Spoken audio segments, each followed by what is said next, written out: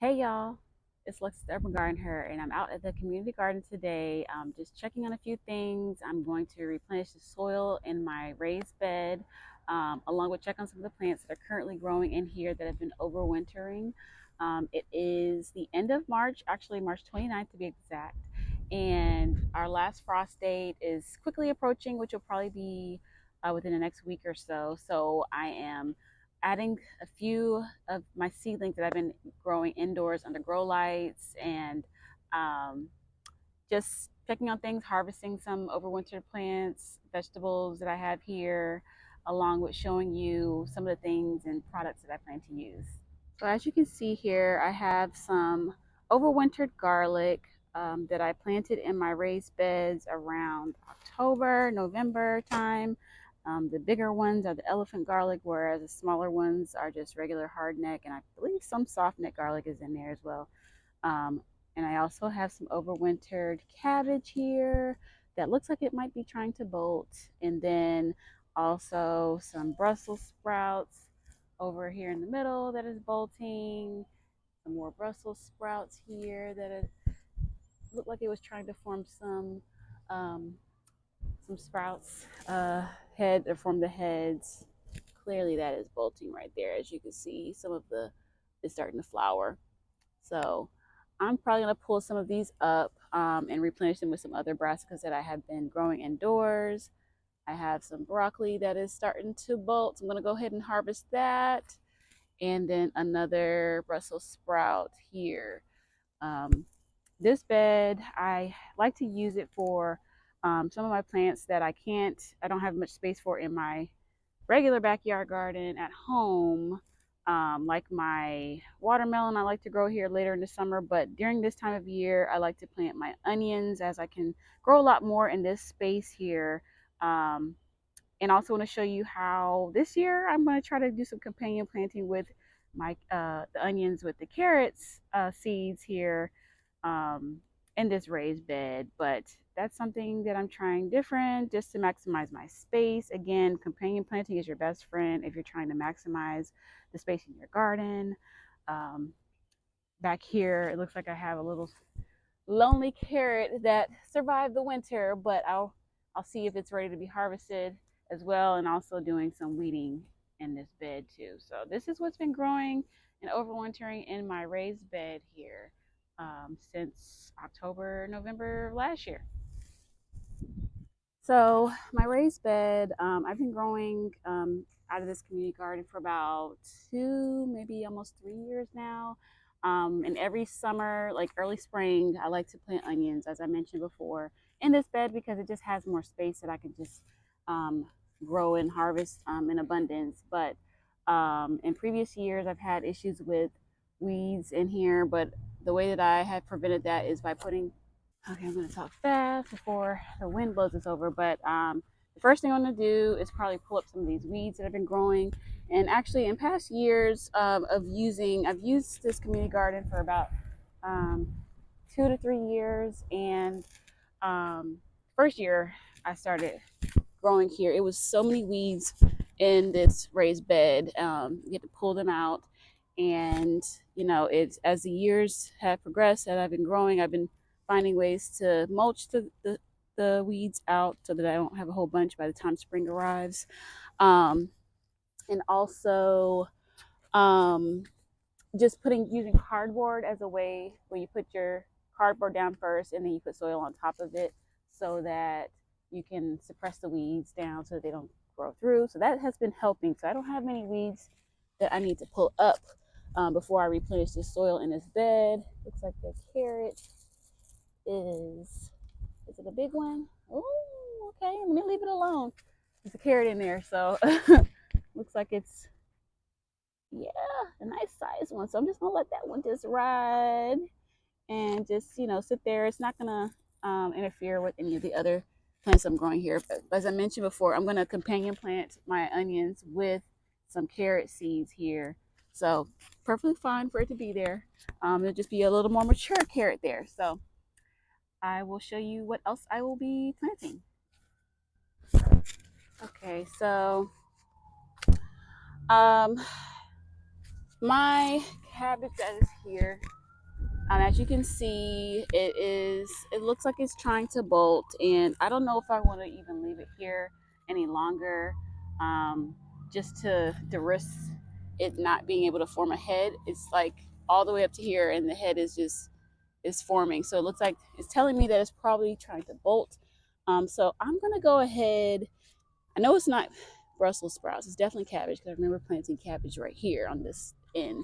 So I'm probably gonna go ahead and harvest the outer leaves. I'm gonna pull the plant up, of course, and I'm gonna harvest the outer leaves here, as you can see. And these are still edible. I mean, it's not going to be, hopefully it's not too. So I'm probably, my cabbage here and my Brussels sprouts that is growing, looks like they're trying to bolt. So I'm going to go ahead and just harvest them right now, because there's no point in waiting here, having them wait here and risk, them not forming the head and reaching full maturity and then taking up space when I could have been growing other things. So I'm gonna actually pull these plants up and then harvest the outer leaves of these plants, which are still edible.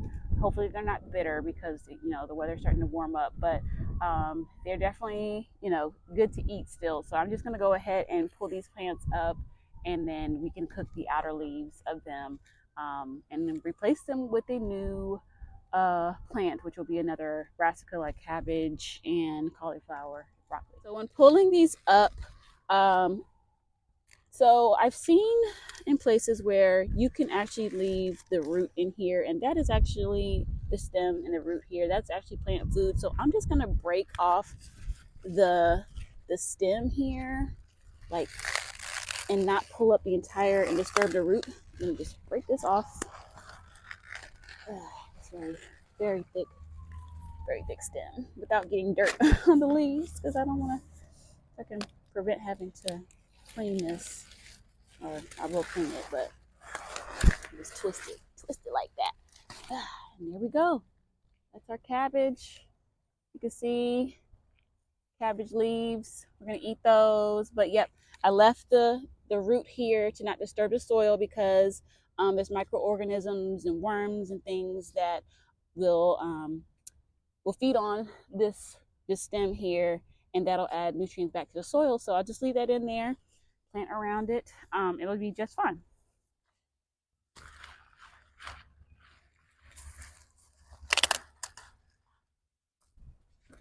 And why not? I'll leave this in there too. The rest of this here stem that I broke off. We do the same here. Break this at the base.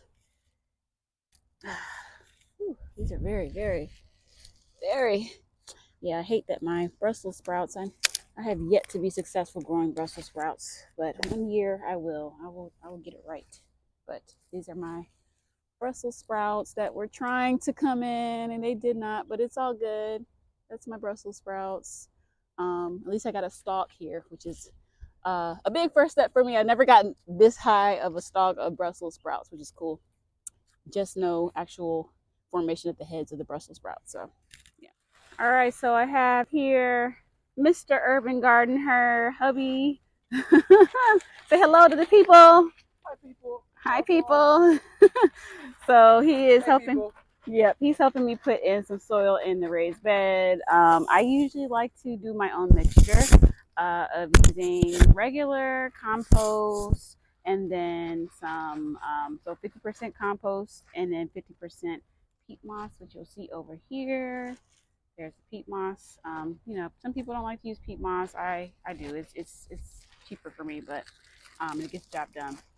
But I have that along with some of this here compost that I mix, or he mixes in the bed for me. So I'm just gonna like mix it all around, and even like the garlic that's in here, just put it around there gently so that it doesn't disturb the plants. And then this is gonna be my soil mixture. And I'll show you in a little bit how I add in the peat moss. Before planting, we will mix the soil up. Just using our shovel, like not even really using shovel with hands. I have another shovel here, looks like. So we'll just use that. Mix this soil all up here so that it just blends nicely. It fills the raised bed more covers these plants that were in here before. Um, so everything that's going to grow here is going to be really happy because it's replenished with some nutrients in the raised bed.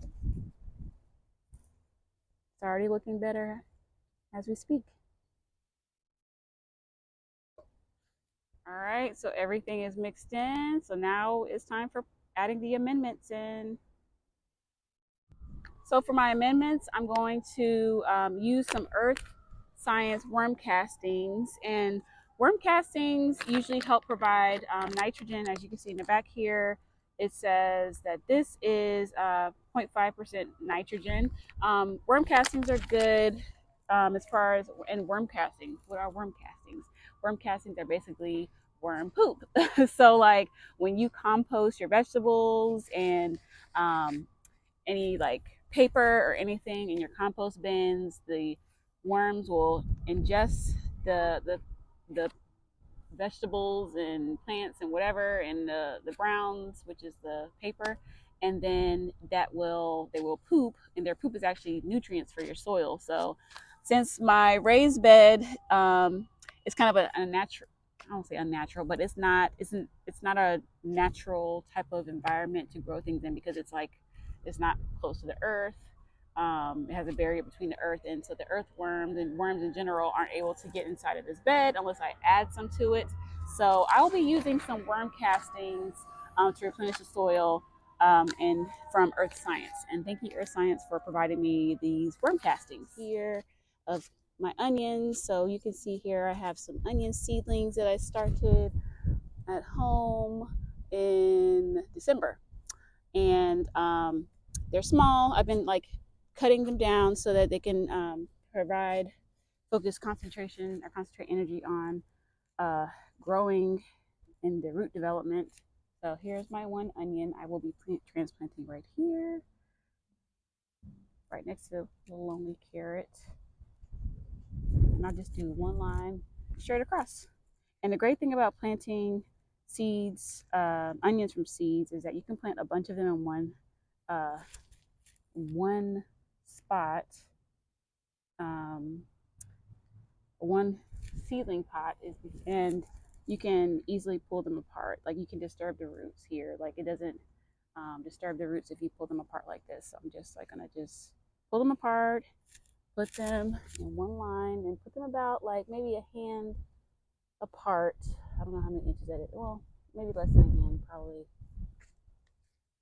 to here. That's the space between here. I'm gonna space these out.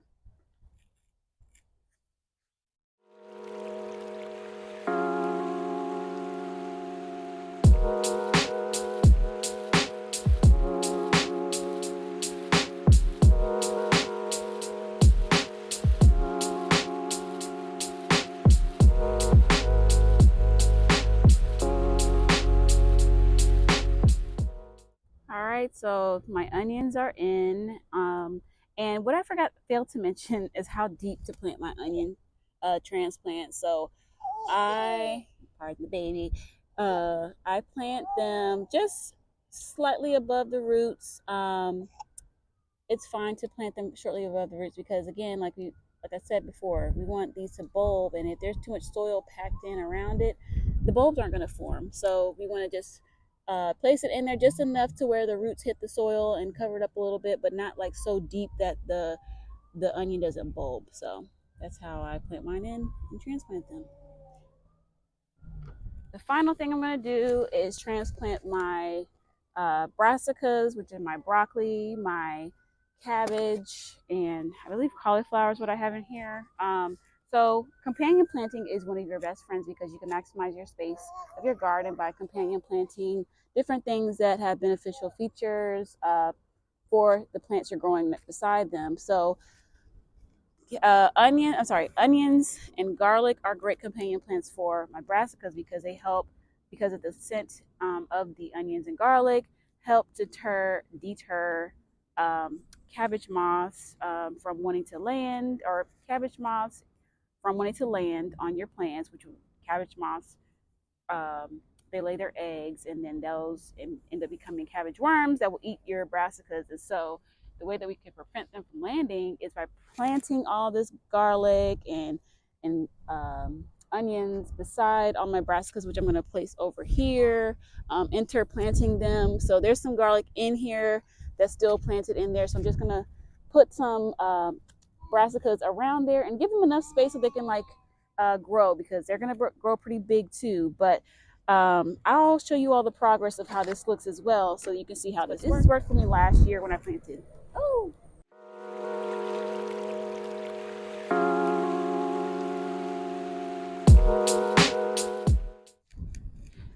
All right, so now my brassicas are in there, and the final thing I'm going to do is interplant some herbs in here.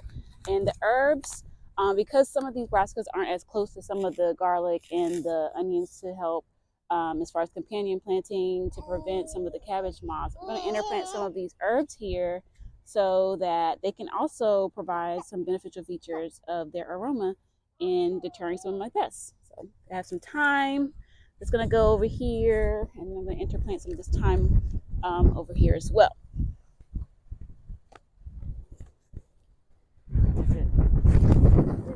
So in addition to my onions transplants, I'm also going to be companion planting with some carrot seeds, interplanting them in between the carrots as, interplanting them in between the onions as they will provide some beneficial features. The onions will help to, I think their aroma and their scent will help to deter some the bugs that are attracted to the carrots. They won't interfere with one another, just as long as you give them enough space. And hopefully, maybe if I put like a little line here in between my onions, they're probably gonna get diameter wise be about this size. So maybe if I could put like a onion seed like directly in the middle here of my onions. So this is an experiment. Again, gardening is a whole experiment, and we're just going to see how this works for us. Maybe I'll have a better luck with doing it in between this one. This might be a little bit too compact, so I'll just probably interplant in this line here straight across there in between my onions. So yep. So we are all set. Everything is planted in the raised beds. It's been windy. It was windy out here today, but we got through it. So we got our onion seedlings that are in the bed. We have our brassicas that are also in the bed. And also some herbs as well. But stay tuned. Subscribe to my YouTube channel so that I can share some more updates about my community garden plot. Everything is planted in here for the spring with hopes of harvesting in the summertime. Around June, July is when I'll be able to harvest a lot of these vegetables. So, and after that, I will be replenishing the soil and then planting some watermelon. That will be fun. But yep, this is exciting. So thank you for watching my video, and make sure you subscribe to the YouTube channel, and happy gardening.